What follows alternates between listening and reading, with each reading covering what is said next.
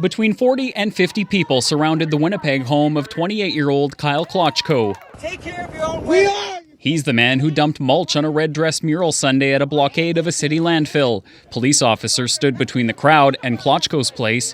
This after a rock was thrown through a window, resulting in a mischief charge against a 19-year-old man. A sign of growing tensions amid the more than week-long protest by people who want landfills searched. At Camp Morgan, we're peaceful people. We are upset about what that individual did. He should be brought to court for his actions, not necessarily by the citizens of Winnipeg to have to do that. Klochko says he was upset he didn't have somewhere to dump his material. He apologized for his actions. That's all they were asking for, which was fair.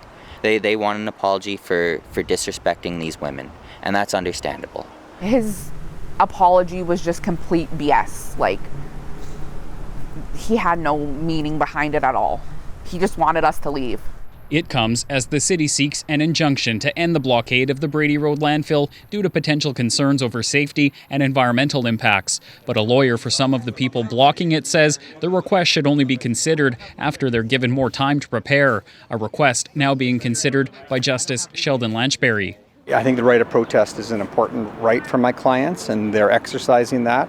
Protesters and family members of Morgan Harris want a search for her remains and those of Mercedes Myron. It's believed they were transported to the privately owned Prairie Green landfill north of Winnipeg after they were killed. The province decided against a search of the landfill. Ottawa says it would be willing to support one but needs the province involved. Families have blocked one of the roads into the Brady landfill. Justice Lanchberry asked the two sides if they could negotiate an agreement that wouldn't require an injunction.